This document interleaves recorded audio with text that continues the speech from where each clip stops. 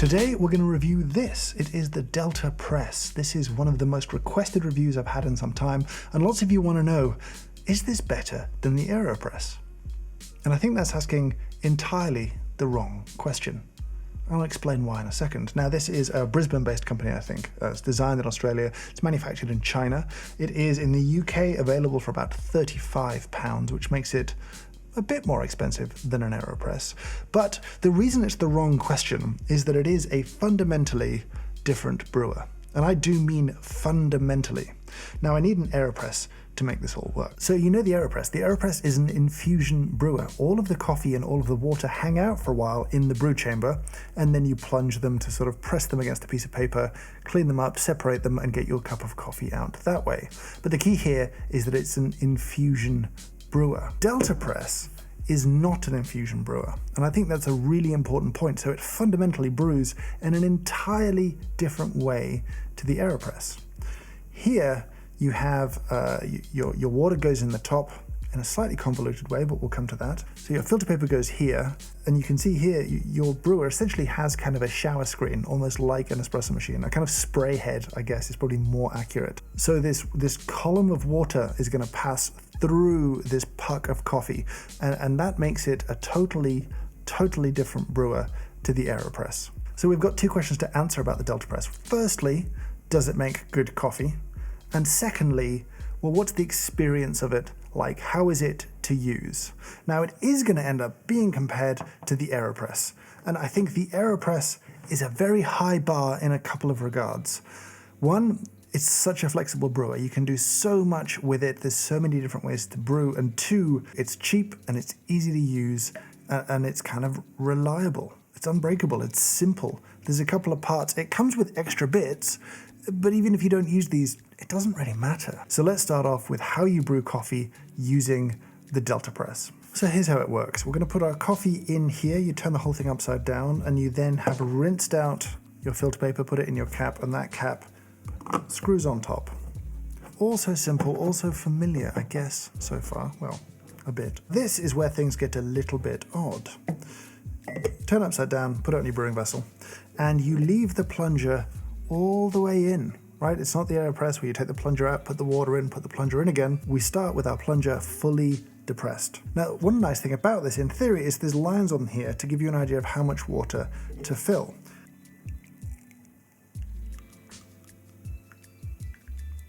Now, I filled this up to the 200 line, and yeah, we're pretty much there, 195. Give it a tiny bit more. Tiny bit more. Now, we haven't started brewing yet. That's really important. We can get rid of the scale now as well. What you absolutely must do now is put on this little rubber thing. It's used as a scoop, I think. It stops you getting scalded by having your hand on top of some freshly boiled water. Here's what they want you to do. We haven't started brewing yet. When we lift this, we can pull some water from inside the plunger up to the 50 level here at the bottom. And that water is now above the coffee. And we can start to gently pre-infuse. Very gently. Now, pre-infusion's a kind of funny word here. We're just kind of brewing, essentially, if we press this through. I know we're brewing at a low pressure, but it's not like blooming the same way. If you're doing a percolation brew, know that you're going to suffer all of the same problems potentially as any other percolation brew. Most notably, channeling is a concern.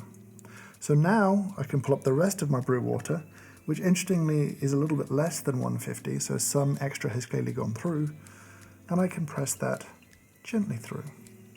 So I'm using 12 grams to 200, pretty normal recipe, especially for a percolation brew and not an infusion brew. Grind-wise, like reasonably fine for filter coffee, not very fine, certainly nowhere near espresso, on the finer end of medium, which is not that helpful to anyone I know. I will finish this, and we need to talk about a couple of things. Firstly, when you get to this point, if you've used an Aeropress a lot, you're going to want to do something. Don't do it. You're going to want to take the brewer off the cup and just do that with it to sort of be finished for a second. This is a terrible idea. This is not sealed and there is still some hot water inside. I've done this a couple of times and scalded myself, so don't do that.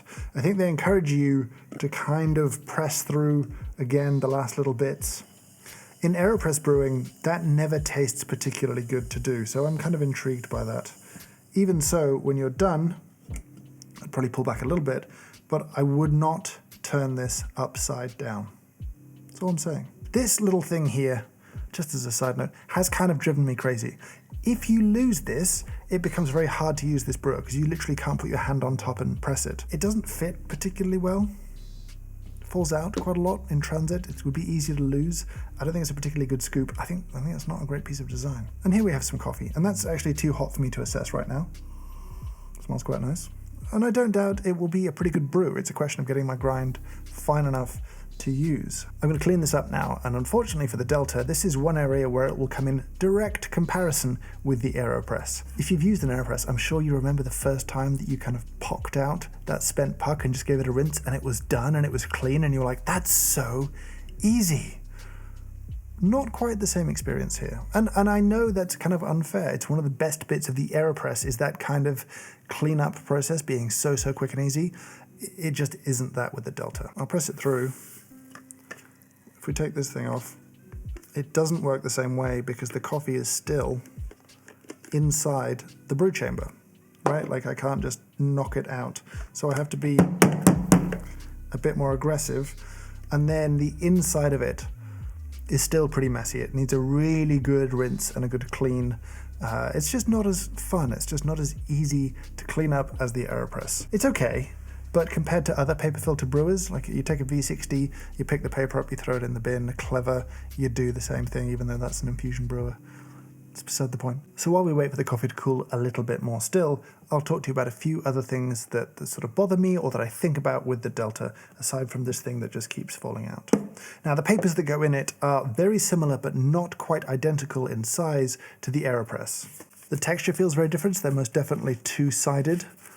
In that regard, and then on this, the Aeropress filter, it's just a bit more uniform on both sides. The Delter paper has maybe a 2 mil smaller diameter, but it does mean if you put Aeropress papers in your Delter, it won't quite fit beautifully. I'm not sure if you have any issues. I haven't really played much with that, but it's an interesting decision to go so close, but not just be the same size. You may interpret that as you will.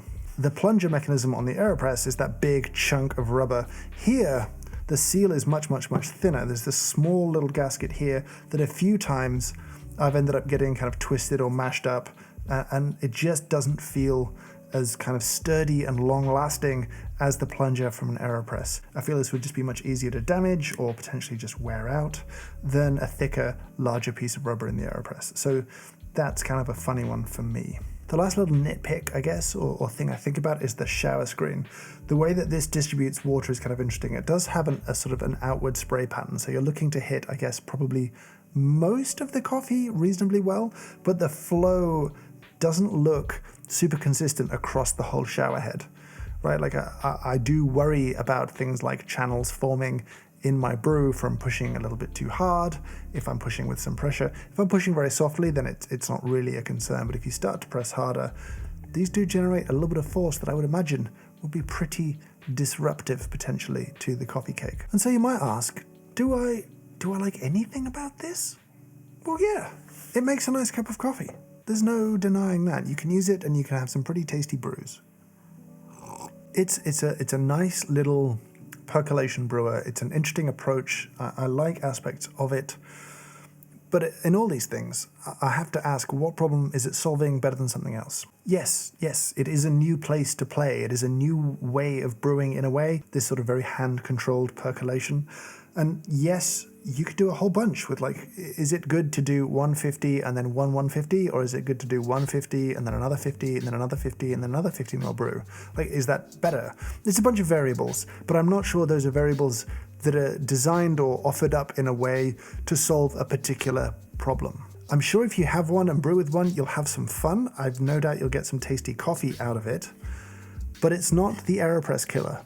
The decision to anchor this brewer so clearly in another existing brewer, right, to echo the Aeropress in a bunch of ways, is a big gamble. The upside is that there's a sort of familiarity to the idea of coffee and water go in and you press it down by hand and you brew it on top of the cup and it goes in your backpack and it's easy. All of that gets communicated really well. The downside is that if you've got an Aeropress, if you're familiar with the Aeropress, this is not as good an experience. Plainly and simply. It's a little bit fussier to use. It'll trip you up if you use it just like you use an Aeropress. It'll catch you out in funny little ways. It'll frustrate you. If you came to this brand new, you might find it a slightly weird looking brewer that made nice coffee. The same way that you might think the same thing about the Aeropress. But the Aeropress has been so successful that there's very few of us out there that don't already have some level of awareness and knowledge about it. So that's it. That's how I feel about the Delter. But I'd be interested to hear your thoughts. Do you have one? Have you had a very different experience to me? Have the same little things tripped you up as with me? I'd be really interested to know about the best results that you've had from this. What are you doing? How are you brewing? Leave me a comment down below. I'll be super interested to read those. As always, I'll say thank you so much for watching. I hope you have a great day.